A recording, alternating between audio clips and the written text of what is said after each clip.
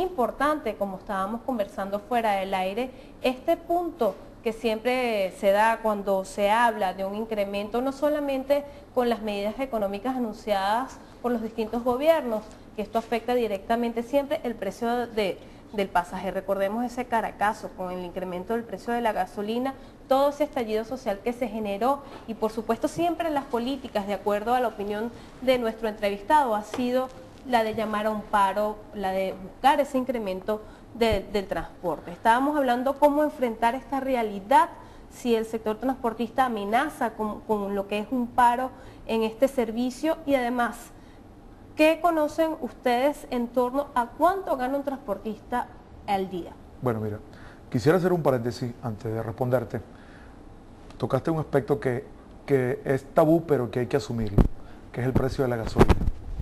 Eso da vergüenza, porque pagar 100 bolívares viejos por un litro de gasolina, eso da pena. Noruega es un país petrolero, tan rico como Venezuela, y un litro de gasolina en Noruega vale como $3, que es un país altamente petrolero. Eso es una sinvergüenzura en este país, que estemos derrochando la gasolina. El Estado venezolano gasta 11.500 millones de dólares al año. Es decir, las reservas son ahorita, las reservas internacionales están ahorita en 29.000 millones de dólares. Casi la mitad de las reservas internacionales se gastan, o la cantidad pues, se gasta en subsidiar la gasolina para que la derrochemos dando vueltas. Hay gente que quiere meter el carro hasta dentro de la casa, dentro del negocio. Gente que hace toda la noche dando vueltas por las ciudades, perdiendo el tiempo, contaminando. O sea, no ahorramos. Nosotros aumentamos en 1998, en el último estudio de la emisión de monóxido y de dióxido de carbono, estábamos en 0.48. 10 años después estamos en 2%. Contribuimos en 2% con el efecto invernadero, con la destrucción de la capa de ozono, porque aumentó el parque automotor de Venezuela de manera incontrolada. Entonces, hay que tomar conciencia con respecto al precio de la... Yo sí soy partidario de que hay que ponerle un precio a la gasolina justo, porque el Estado... Bueno, lleva congelado más de 10 años. Sí, pero es que mira, nosotros subsidiamos todo el norte de Colombia, toda la gasolina que consume el norte de Colombia, se la regalamos de aquí. Y aquí en Venezuela también. Entonces, eso es un derroche y hay que decirlo con responsabilidad.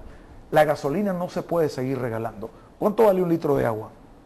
5 bolívares, creo, 4 bolívares. ¿Y un litro de gasolina?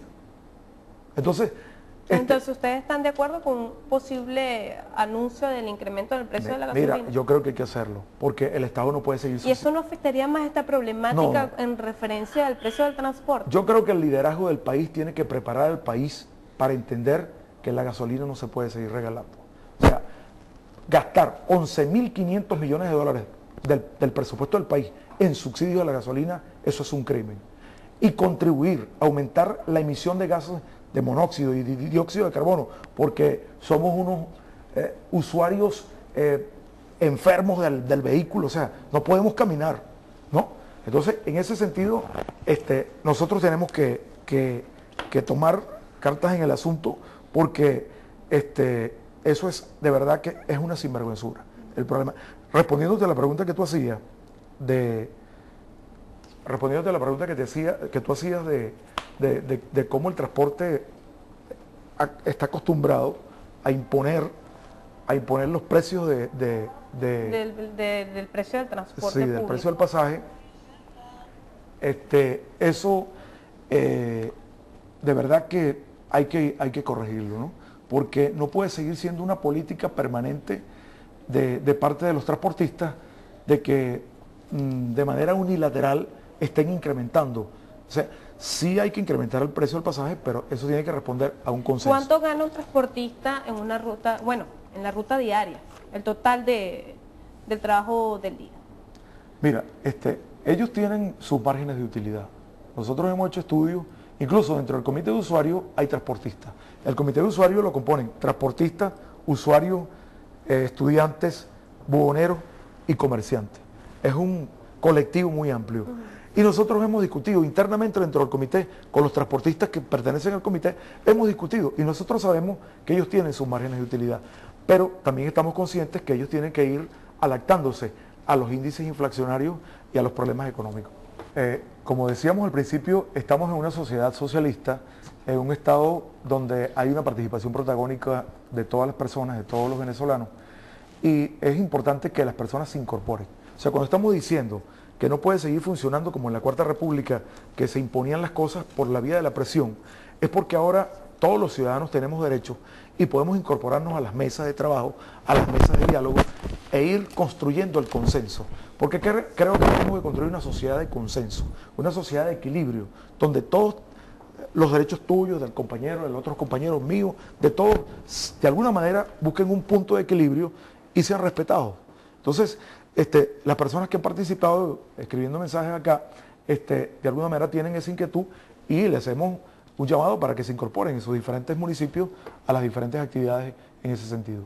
Otra de las grandes interrogantes que tiene el colectivo es con respecto al futuro que puede tener el terminal de pasajeros aquí en Maracay. ¿Qué propuestas tiene ustedes como organización con respecto a esta situación en el terminal que se ha dividido? Hay algunas mejoras, se han visto algunas construcciones que se están haciendo en el terminal viejo. ¿De qué manera o qué propuesta hacen ustedes, alguna proposición con respecto a este particular? No, además es importante este tema que plantea Luis Francisco, tomando en cuenta los antecedentes con el anterior gobierno del municipio Girardot y todo este conflicto. No es solamente la mejora de las unidades, sino qué ocurre en el terminal central de Maracay. Sí, bueno, TRB, aquí en los archivos de TRB debe estar todo. Ustedes cubrieron toda esa lucha que tuvimos ahí, muy fuerte.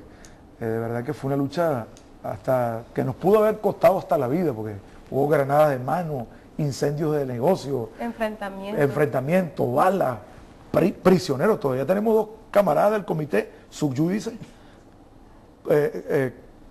bajo presentación, producto de toda esta pelea, ¿no?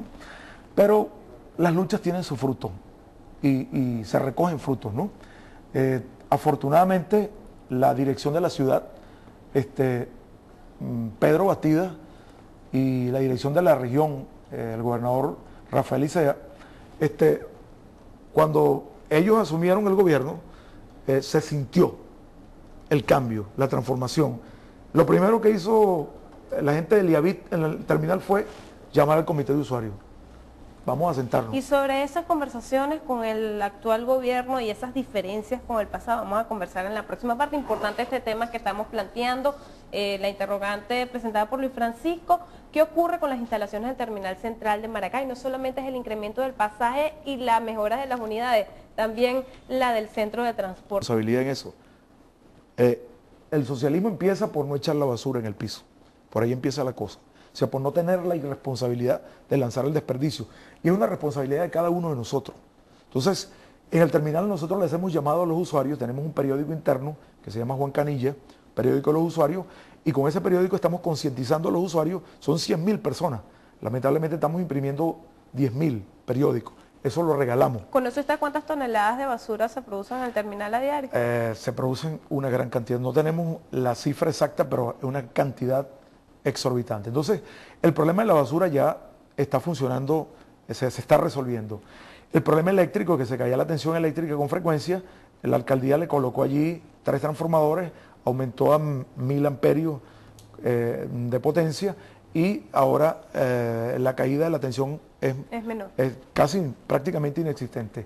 Y bueno, habían botes de agua, hay un problema... Los baños. Sí, los baños también están recibiendo remozamiento y modernización. Ahorita hay un problema complejo con las cloacas, porque allí instalaron un McDonald's y ese McDonald's... ¿De quién es ese McDonald's? Bueno, eso no sabría decirte de quién es ese McDonald's, pero independientemente de quién sea, ese McDonald's tiene que cumplir con sus responsabilidades allí. O sea, los desperdicios de comida no se pueden verter sobre la tubería de las aguas servidas, porque eso se obstruyen, pues. Entonces, nosotros hacemos un llamado también al comercio establecido en el terminal. Yo soy comerciante del terminal, soy editor de libros y tengo una librería allí, pero yo le hago un llamado a mis camaradas comerciantes de ahí para que contribuyan en el sentido de no lanzar desperdicios al sistema Precisamente, cloacal. ¿Qué ocurre con los comerciantes?